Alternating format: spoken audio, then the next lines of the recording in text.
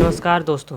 सन 1984 में राकेश शर्मा पहले भारतीय जन्मे सिटीजन थे जो पहली बार अंतरिक्ष में अपना कदम रखे थे इसरो और सोवियत यूनियन के स्पेस प्रोग्राम के जॉइंट मिशन से, जो कि सोयूज T-11 रॉकेट से गए थे, जहां पर उन्होंने 7 दिन 21 घंटे 40 मिनट बिताए थे। इसके बाद और भी साइंटिस्ट हमारे गए थे स्पेस में, जैसे कल्पना चावला, पर सभी में ये एक बात कॉमन थी कि सभी के सभी विदेशी स्पेस प्रोग्राम की मदद से गए थे अंतरिक्ष में, एक भी भारतीय नहीं था।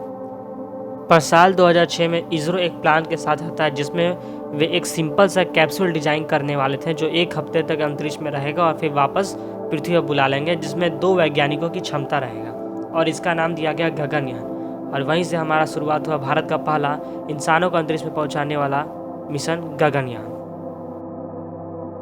लेकिन सवाल आता है कि हमारे देश को आखिर गगनयान जैसे मिशन की जरूरत ही क्यों है। यूँ तो अभी तक 600 से भी ज़्यादा एस्ट्रोनॉट स्पेस की सैर कर चुके हैं। ह्यूमन स्पेस एक्सप्लोरेशन के इतिहास में अभी तक केवल 3 ही ऐसे देश हैं जो स्पेस में इंसानों को भेज पाए, वह है अमेरिका, रसिया और चाइना। अमेरिका और रसिया ने तो यह जो माइलस्टोन है 1961 में ही पा लिया था और इन्हीं का कब्जा था काफ़ी 40-50 साल तक। पर 12 अक्टूबर 2003 को हमारे पड़ोसी देश चाइना ने इसमें एंट्री मार ली और सेंजू मिशन के तहत यांग लेवी को स्पेस में भेजा और वह तीसरा देश बन गया इंसानों को भेजने वाले इस इतिहास में। और इसी के बाद अब हमारे भारत का नंबर आता है कि वह भी स्पेस इतिहास के इस रेस में अपनी एंट्री मारे और इसीलिए गगनयान मिशन हमारे लिए ज़रूरी है। इस प्रोजेक्ट को 2007 में लाया गया उस समय की मौजूदा कांग्रेस गवर्नमेंट के सामने। इसका बजट करीब 10,000 करोड़ रखा गया था। गगनयान के फाइनल डिसीजन को 2008 में सबमिट कर दिया गया गवर्नमेंट के सामने और फंडिंग का इंतजार करने लगे।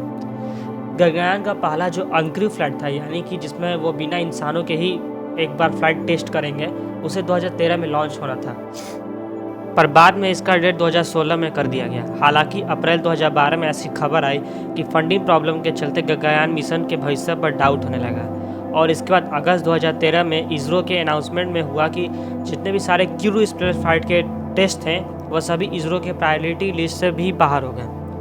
पर 2014 के शुरुआत में गगनयान पर पुनः विचार किया गया और फरवरी 2014 में जो घोषित पर्याप्त बजट था उसमें यह मेन रोल था। इसके बाद मेजर जो गगनयान मिशन का काम था वो चालू हुआ 2017 से और इसके बाद तो हमारे प्रधानमंत्री श्री नरेंद्र मोदी ने 2018 में 15 अगस्त को अनाउंसमेंट ही कर दिया गगनयान मिशन का।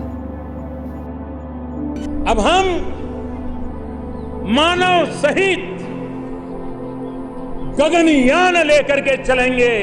इसके बाद दिसंबर 2018 में गवर्नमेंट की तरफ से जो बाकी के 10,000 करोड़ की जो फंडिंग है उसकी भी मंजूरी दे दी गई 7 दिन के क्रू फ्लाइट के लिए। इसका गगनयान मिशन की अगर इंफ्रास्ट्रक्चर की बात करें तो इसमें 2 मॉड्यूल हैं, एक है क्रू मॉड्यूल और एक है सर्विस मॉड्यूल। क्रू मॉड्यूल जो है वो एक फुल्ली ऑटोनॉमस यानी कि पूरी तरह से अपने संचालित 5.3 फीट वाले स्पेसक्राफ्ट है जिसमें 3 मेंबर आराम से बैठ सकेंगे, जो पृथ्वी का चक्कर लगाएगा और वापस पृथ्वी पर दोबारा आ जाएगा 7 दिनों के अपने ड्यूरेशन को पूरा करके। क्रू मॉडल में 2 पाराशूट लगे हैं जो कि वापस री एंट्री के टाइम पे स्पेसक्राफ्ट के स्पीड को कम करेंगे, जैसे 216 मीटर पर सेकंड से 11 मीटर पर सेकंड तक। स्पीड जो कैप्सूल है वो पूरी तरह से जीवन को सपोर्ट करने वाला होता है और इन्वायरमेंटल कंट्रोल का जैसे पृथ्वी पर रहता है इन्वायरमेंट वैसा ही उसमें भी रहेगा। इसमें इमरजेंसी मिशन एबॉर्ट कैपेबिलिटी और एक क्रू एस्केप सिस्टम रहेगा जो एक्टिवेट हो जाएगा फर्स्ट स्टेज या सेकेंड स्टेज के रॉकेट के जलने पर या फिर अगर कैप्सूल के अंदर थोड़ा सा भी इन्वायरमेंट ख़राब होता है तो। सर्विस मॉड्यूल की बात करें तो ये 2.9 टन लिक्विड प्रोपेलेंट इंजन्स है और इसमें अगर क्रू मॉड्यूल भी जोड़ दें तो इसके साथ ही ये 8.2 टन का ऑर्बिटल मॉड्यूल बन जाता है। सर्विस मॉड्यूल तब तक ऑर्बिट करेगा जब तक गगनयान 400 किलोमीटर के लो अर्थ ऑर्बिट तक नहीं पहुंच जाता और वापस उसकी री एंट्री जब तक ना हो जाए। यह यूज़ करेगा ऑक्सीडाइजर और फ्यूल के रूप में MON3 और मोनोमिथाइल हाइड्रोजाइन का उपयोग करेगा, जिसमें 440 न्यूटन का थ्रस्ट और 1600 न्यूटन का रिएक्शन कंट्रोल सिस्टम के साथ इसरो के लिक्विड अपॉर्डरी मोटर से मिले 5 मेजर इंजन होंगे इसमें।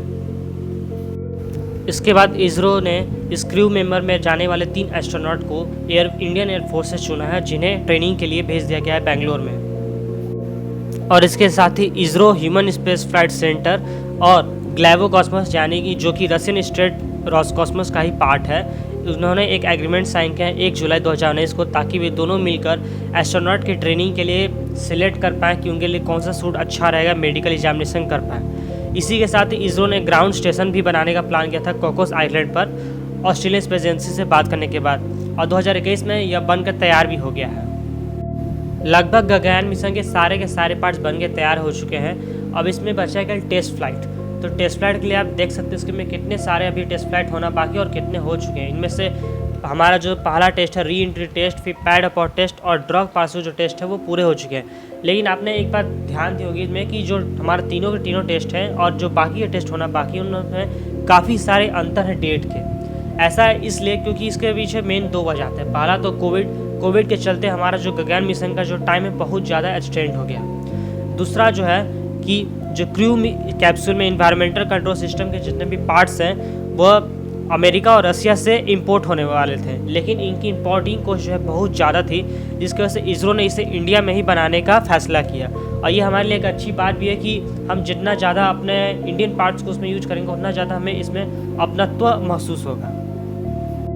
हाल ही में एक इंटरव्यू के दौरान ISRO chief sir S Somnath से जब सवाल पूछा गया गगनयान मिशन के टाइमलाइन के बारे में, तो उन्होंने सीधे जवाब दिया कि उनका मेन फोकस टाइमलाइन पे नहीं है, जबकि एस्ट्रोनॉट के सेफ्टी पे ज़्यादा भी फोकस है। और ये सबसे ज़्यादा प्राइड मोमेंट की बात है। जैसा कि हमको पता है कि 1 फरवरी 2003 को कोलंबिया स्पेस शटल, जो कि अभी तक का सबसे बड़ा डिजास्टर स्पेस इतिहास में, जिसमें हमारे कल्पना चावला के साथ साथ 7 एस्ट्रोनॉट ने जान गंवाई थी, और इसी के साथ ही सन 1986 में भी चैलेंजर स्पेस शटल डिजास्टर में भी 7 एस्ट्रोनॉट मारे गए थे। और इन सभी के पीछे जो मेन वजह था वो था नासा का जल्दबाजी और जो उन्होंने छोटे छोटे चीज़ों को इग्नोर किया था। और हमारे इसरो के साइंटिस्ट जो इसरो हैं वो इसे इग्नोर नहीं करना चाहता, वो एस्ट्रोनॉट के सेफ्टी को ज़्यादा प्रायोरिटी पर रख रहा है, और इसीलिए इसमें इतना डिले हमें देखने को मिल रहा है। और इसरो गगनयान मिशन में असली में साइंटिस्ट को भेजने से पहले उसमें एक अनक्रू टेस्ट फ्लाइट करेगा, जिसमें वह जानवरों के बदले एक रोबोट को भेजेगा। और यही गगनयान मिशन का सबसे बड़ी खासियत है जो पूरी दुनिया इसके सामने झुकती है। 22 जनवरी 2020 को इसरो ने अनाउंस किया कि वह एक फीमेल लुकिंग रोबोट जिसका नाम वायु मित्रा है उसे एस्ट्रोनॉट के साथ भेजेगा मिशन पे।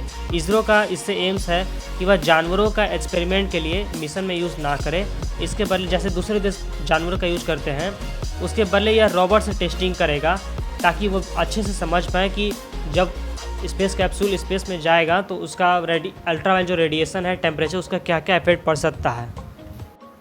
वायुमित्रा रोबोट को हिंदी और इंग्लिश दोनों भाषा सिखाई गई हैं और यह डिटेक्ट कर सकता है और वार्निंग भी दे सकता है थोड़ा सा भी अगर इन्वायरमेंटल चेंज हुआ कैप्सूल के अंदर।